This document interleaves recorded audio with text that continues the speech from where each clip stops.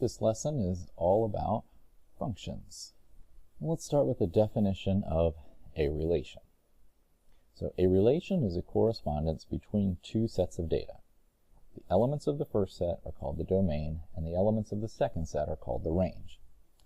And we always represent relations with these ellipses. The first set of values are my domain, and I've got some names of people here. And my range are dates. Now, neither one of these sets alone is a relation. The relation is the correspondence between the sets. Like, for instance, if Mike corresponded with the date August 1st, John corresponded with the date June 16th, and Amy corresponded with May 5th. That's my relation, these lines in between. Now, let's assume that this relation is birthdays, and we'll kind of continue through with that through this lesson. So the next definition is the definition of a function. A function is a particular type of relation such that every item in the domain corresponds to exactly one item in the range. Well, let's go back up here. So every item in the domain, so I have Mike, John, and Amy, corresponds to exactly one item in the range, so each of the individual dates. So this particular relation could also be called a function. Okay. Well, let's look at some other examples. So keeping with the birthdays here, let's say I have two sets of data, and I'm going to set up a relation between these sets of data. So Mike corresponds to August 1st, John with June 16th, Amy with May 5th, and Doug with May 5th. Well, the question is this relation a function? In this situation, it still is a function, because every item in the domain corresponds to exactly one item in the range. So it would be perfectly fine for two people to share the same birthday. That's perfectly in existence. So this is a function. So as long as each item in the domain corresponds to one item in the range, even if there's duplicate items in the range, that's okay. It's still a function. How about this situation? All right, so let's say Mike corresponds to August 1st, John corresponds to June 16th, and Amy corresponds to June 16th and May 5th. Well, if these are birthdays, it's going to be really strange that Amy was born on both June 16th and May 5th. That's just not possible. So I have one item in the range that corresponds to more than one item in the domain that corresponds to more than one item in the range. So that makes this not a function. And that's the basics of deciding whether or not something is a function, but we're going to look at it in more mathematical terms here as we move forward through slides. So here's an example. Determine if the following relation is a function. Now what I have is just a bunch of x, y coordinate pairs. And it's important to realize, y is equal to f of x. So whatever you put in for x, you get y back out. So these numbers are related to one another. So this actually is a correspondence. We're just trying to see if that correspondence is a function or if it's just a relation. So the domain. The domain is all the different values of the x coordinates that we see. So I see an 8, I see a 5, I see a 9, and then I see another 8, but I'm not going to list it twice. I'm just going to list it once in my set because I can correspond that to two different items in the range. All right, in the range I have the values 0, 7, 3, and 2. So I still haven't set up my relation yet. The relation is the correspondence between those. So 8 is corresponding with the value 0. 5 with the value 7, 9 with the value 3, and 8 with the value 2. Now the question is this a function or not? Well, just like with the birthdays where we had Amy, I believe, having 2 different birthdays, that was not a function. And this also is not a function, because I have one item in my domain right here that corresponds to more than one item in the range. So all the items in the domain can only correspond to one item in the range. Now, let's look at a graph of these points. So what I'm going to do is graph each of these on an axis, and I'm actually going to scale this axis to where each tick mark is worth 2 units. So 8, 0 is my first point. So 2, 4, 6, 8, and then 0 on the y, that's that first point. 5, 7, so 5, 2, 4, 6, 7 is going to be right there. 9, 3 would be about right there. And 8, 2 is going to be right here. Now, the thing about this particular graph, if you'll notice, the points that made this not a function were the points that, corresponded with the x value of 8. And what's unique about these points is that if you draw a vertical line, they exist. That vertical line passes through both of those. And that brings us to a concept of what's called the vertical line test. So if a vertical line can be drawn on a graph so that it intersects a graph at more than one point, then the graph is not a function. So let's look at some examples. All right. Any vertical line that I draw on this particular graph would only intersect the graph at one point. No matter where I move this vertical line, I'm only going to intersect it at one point. So this right here is a function. So this is a graph that represents a function. Okay, this next graph, again, any vertical line that I draw, no matter what, would only intersect this graph at one particular point. So it too is a function. In this next graph, there only has to be one vertical line to make things not work. And here is one vertical line that touches the graph in more than one place. So that makes this not a function.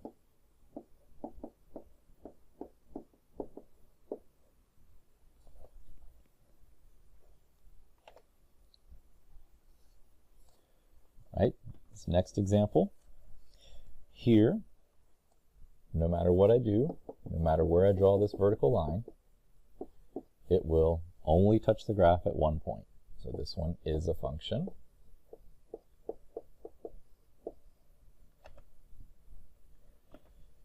Here, I could draw a vertical line that touches it actually in 3 places. Doesn't make it any less of a function. As long as it touches in 2 or more, that means we're dealing with a relation that is not a function.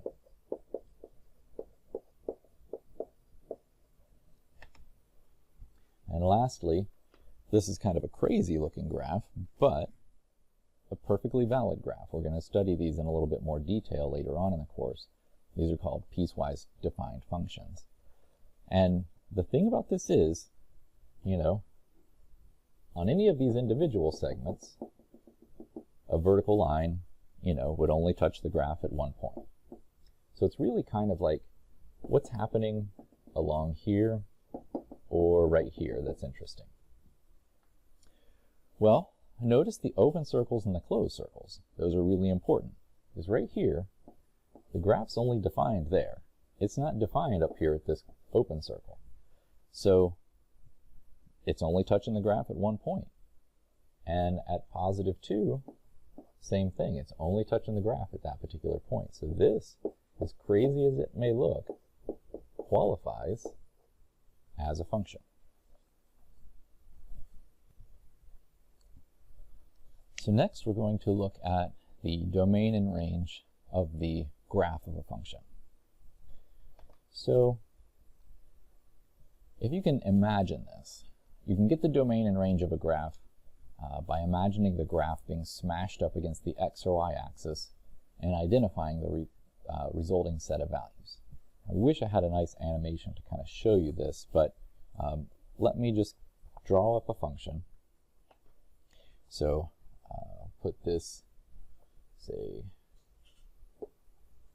closed circle here, and open circle here. Oops, I'm missing a point there.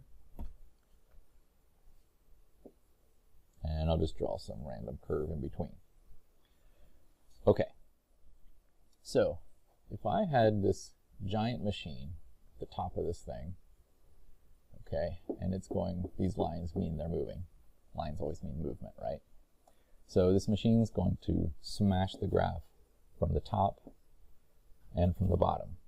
Okay, so it's going to go smashing up this way. If it smashed the graph against the x-axis, then the resulting graph, which I'll do in green, would look like this. It would start from this point because that corresponds there, and it would end at this point because that corresponds there. And I would have all these values in between, okay, because everything's going to smash up against that x-axis. Well, those smashed up values is the set that corresponds to my domain.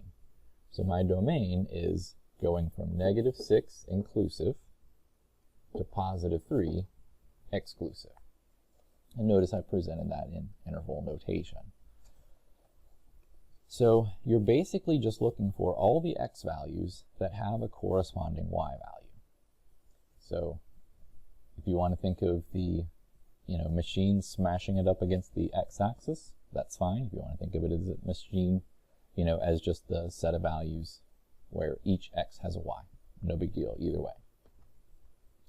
Go in the other direction, if I smashed everything up against the y-axis, then I would have a starting point there, an ending point here, and all the values in between, if I just smashed everything up against the y-axis. So that makes up my range. So my range are the values starting from -5, but not including the 5 because of that open circle, and going up to +4, including the 4. All right, let's look at some more examples here. All right, here's a linear function. And the linear function, notice it has these arrows on the end of it. So unlike in the last example where I had open circles and closed circles, this particular function goes on to infinity. It goes on to infinity in the same direction that it's moving already. So what that means is, if I smashed everything up against the x-axis, then, let me switch over to green here, then everything would smash up for the entire real line. So that means my domain here is all real numbers. So going from -infinity to +infinity. Similarly for the range, if I smashed everything up against the y-axis, there would be no broken points here. And so my range is all real numbers from -infinity to +infinity. All right, but things aren't always so simple as in linear equations. So let's look at a quadratic. So note the arrowheads on the endpoint, so it's continuing to +infinity in the same direction. So if I smash everything up against the x-axis, well, it turns out when I smash everything up against the x-axis, there would be something defined for every single point. So my domain is -infinity to +infinity. But the range is a little bit different. So the range, if I smash everything up against the y-axis, the range would start here and then go off to positive infinity. So my range is the set from -3 inclusive going to positive infinity.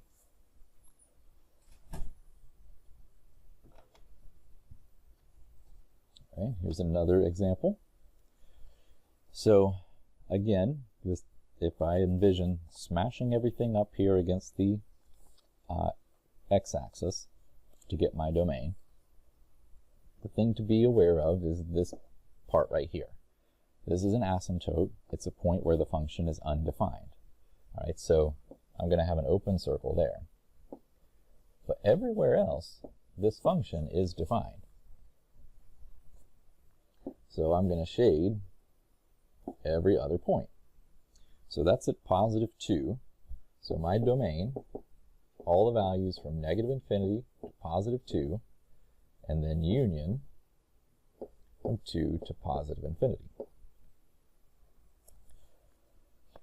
My range is similar, except on my range, the thing that's missing is this horizontal asymptote, but all the values going up this way are defined, all the values going down this way are defined. So my range, the numbers from -infinity up to -1, union -1 to positive infinity. The last example here, similar to the first example that we did. These are a little bit easier. So my set begins here for the domain, and it ends here for the range. I'm sorry, for the endpoint of the domain. But it's everything in between there. If I smashed everything up against the x-axis. So my domain is the set of values going from -2 inclusive up to 5 and not including that value. The range, so the values corresponding to the y. Then open circle here and up to a closed circle there. This point corresponds in the y-axis there. So my range is the set going from -2, but not including the -2, going up to +4 and including that 4. Now, you'll also need to be able to come up with the domain of a function analytically. We don't really worry about the range of a function analytically. There is a way of doing it, but generally the easiest thing to do is to graph it and get the range from the graph. But we can do domains fairly straightforward. The domain of most elementary functions is just all real numbers, or the set from -infinity to positive infinity.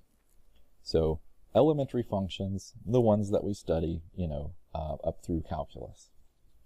So this is linear functions, quadratic functions, cubic functions, general polynomial, logarithms, exponentials, all the different types of functions you study up through calculus. So all the ones you've seen so far.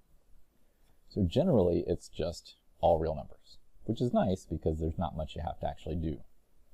However, the only time a domain of a function would be restricted is if it had values of x which led to either division by 0 or the square root of a negative number.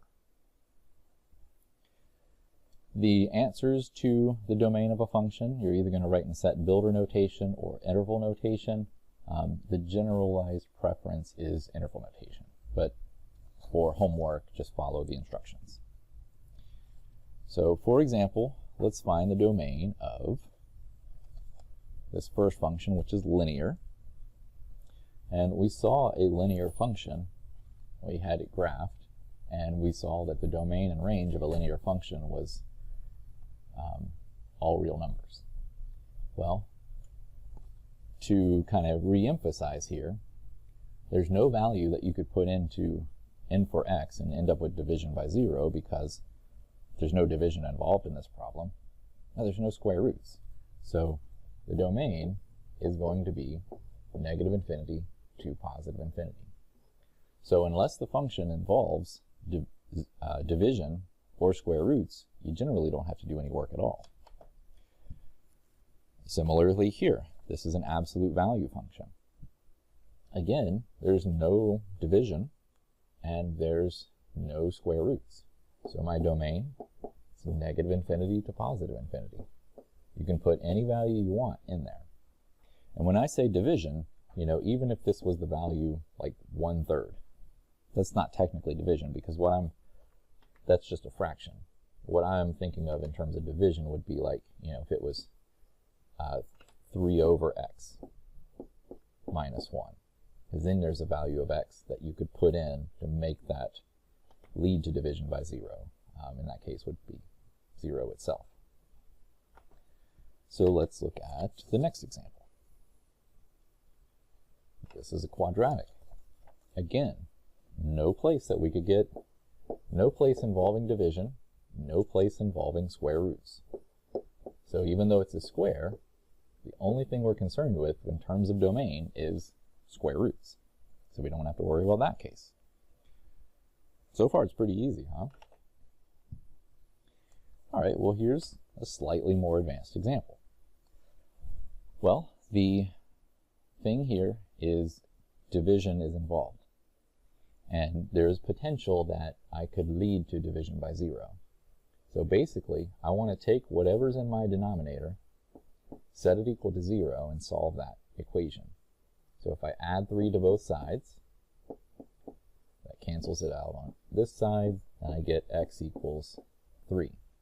So that tells me the place where I would get division by 0. So my domain, you know, basically is x cannot equal 3. If you want to write that in builder notation, you can. You could write it as x such that x does not equal 3. Or if you want to write it in interval notation, it would look like all the values from negative infinity up to 3, but not including the 3.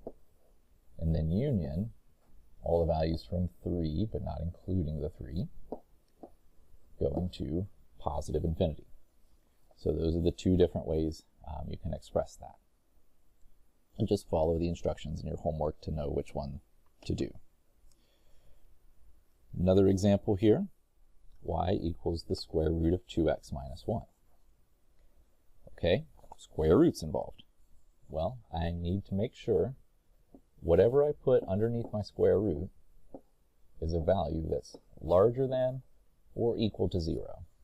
So I just set up an inequality. I just take what's underneath that square root and make it an inequality greater than or equal to 0. And I solve this. And that tells me what my domain is. So if I add 1 to both sides, 2x is greater than or equal to 1. Divide both sides by 2. X must be greater than or equal to 1/2. So that means you can set builder notation. It would look like x such that x is greater than or equal to 1/2. Or in interval notation would be the set beginning with 1/2 going to positive infinity. All right, and one last example here. I have a square root in the numerator, and I have division as well. So I need to make sure 3 plus x is greater than or equal to 0. So anytime I involve a square root, I just take the value underneath the square root, make it an inequality greater than or equal to 0. Now if I subtract 3 from both sides, I get x must be greater than or equal to negative 3. All right, but that's not all. I also need to make sure that x does not equal 0. Because if x is equal to 0, I'm going to get 0 division by 0. So it might be helpful to kind of see this as a graph. So the points that are interesting here, negative 3 and 0. So it can't equal 0, so I'm going to put an open circle there. but it has to be greater than or equal to 3. So I'm going to do closed circle, shade this way, so I'm skipping that point. So my interval notation would look like the set from -3 to 0 with a parentheses, union 0 to positive infinity. Or in set builder notation, you could just write x such that x does not equal 0 and x is greater than or equal to -3. So you basically just list both of those, and that qualifies. But again, the general preference is usually the interval notation, but if homework allows you to do set builder, that's fine as well. Evaluating functions. So let's assume I have two functions that are defined here. So f of x is -2x squared plus 3x minus 1, and g of x, which is 4x minus 2. Now, evaluating a function is simply replacing all the values of x with a given number and determining what the y value associated with that is. So the value in parentheses, that's for the value of x that I'm using. So I just go over here and replace all x's with that value.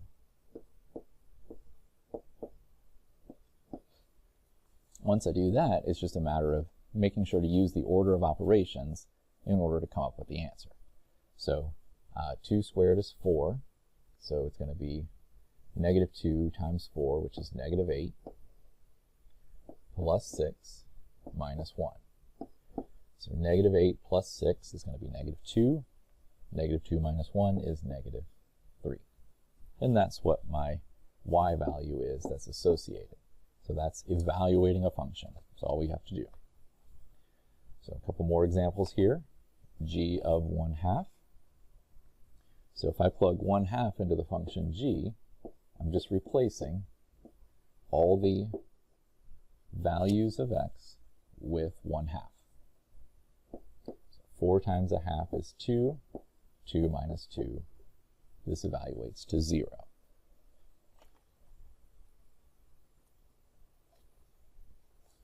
All right, f of -4. If I plug in -4, it's going to be -2 times -4 squared plus 3 times -4 minus 1. All right, so -4 squared is 16.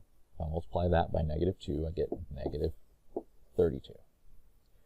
3 times -4 is -12 minus 1.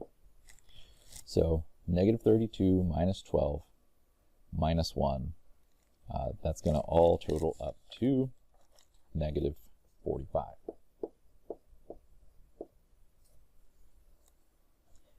And lastly, g of -2. So if I just plug -2 into the function g, 4 times -2 is -8. -8 minus 2, the final answer there is -10. All right, so that's evaluating functions when you're given a function directly, but sometimes you're given functions indirectly. So let's look at some examples of evaluating functions in those types of situations. So first off here, if f of x is defined by the set of points -2, 4, 0, 6, 2, 8, 4, 10. Find the value of f of 2. Well, in these types of examples, the thing that's really guiding your process here is the concept that y is equal to f of x. So each of these coordinate pairs contain an x value and a y value. So you can think of that as the x value associated through the function. So if I want to evaluate f of 2, then I'm looking at an x value of 2. This third point here has an x value of 2, and the y value associated with that is 8. So f of 2 evaluates to 8. So it's just looking at the association between the x and the y values through those ordered pairs. Right? Suppose we have a situation like this, where I have some given domain and a range. I want to evaluate g of 8. Well, these bubble sets here are just representing which values are associated with each other. So here's 8 in the x, which is corresponding to negative 12 in the y. So that's what that function evaluates to. And lastly, based off of a graph. So here I want to find f of 4. Well, to get f of 4, what I need to do is this. So I need to find 4 on my x-axis. And that's going to intersect this point right here on the function, which brings me over to a y value. So that's how the x and y values are associated off of a graph. So f of 4 evaluates to 1. Similarly, if I wanted to do f of 0. F of 0 is right here. It's associated with positive 5. So any x and y values are associated in that way.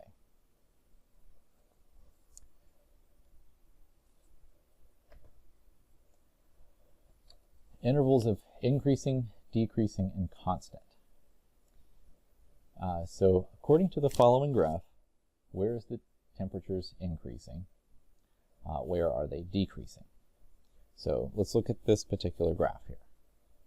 So I have average temperatures for some particular area graphed throughout the year, starting from January going up through December. Now, it's simple enough for most people to see that from here to here, the values of my graph are increasing, because the y values are going up. Now you always have to look for increasing, decreasing, and constant going from left to right, because if you read the graph in the opposite direction, you get the opposite answers. Going from left to right, starting at February, and then going up here to August, my function is increasing. So it's that set of x values how we go about answering this. So it's increasing from February to August. Notice that that answer is only along the x-axis. I don't answer in terms of the y-axis. Like I don't answer that it's increasing from 50 to 85. I don't answer it that way because it's not asking what is the lowest temperature, what is the highest temperature. It's just asking where are they increasing. You always answer increasing, decreasing, and constant as intervals along the x. So decreasing, well, on this interval over here, I'm decreasing, and then this little bit right here is decreasing as well. So I'll just answer it from August to December, and also from January to February. In this case, I probably could have just written August to February, but I'm going to be careful and just answer two different sets, because that's what you would do when you're actually working your problems, similar to the ones I have below here. So here's a graph, and what I want to do is answer where this graph is increasing, decreasing, or constant. Now, generally, the intervals of constant aren't listed, but it's just like if it was a constant interval, you would just have a straight line like that. All right, but most functions are curved, and so you generally don't have any constant intervals. Now, if you'll notice, on this side, the values of my function are getting larger, so that is increasing. Over here, they are decreasing. There's this point in between where it kind of changes. But I'm going to answer my intervals of increase, well, stops here, okay, and all along that interval. So from negative infinity up to 0.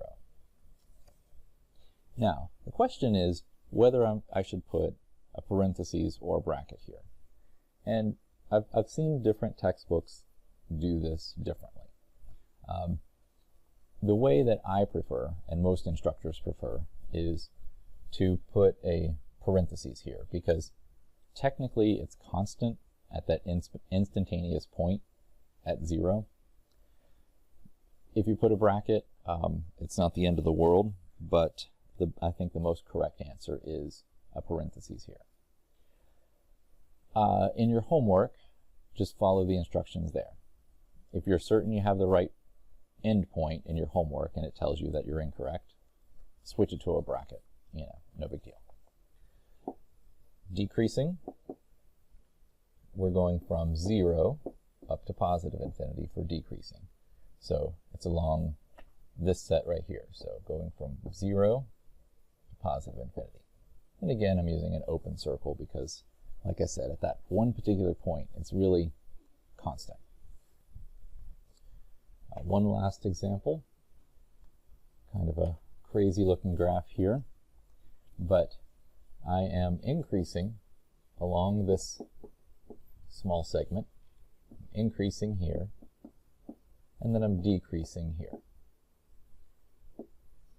Well, the reason I bring up this example is because in this particular situation, you do want to pay attention to parentheses and brackets.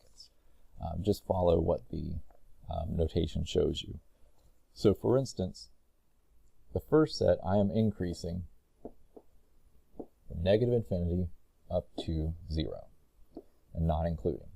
So starting here, going up to 0, not including the 0.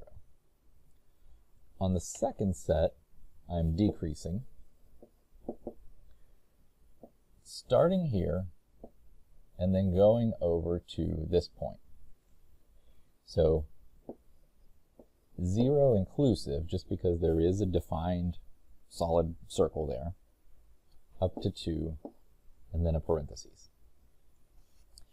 And then lastly, that last set, I am increasing again, solid circle, and going over to positive infinity. So I believe that was at 2, so union 2 to positive infinity. So those are my intervals of increasing, decreasing, and constant.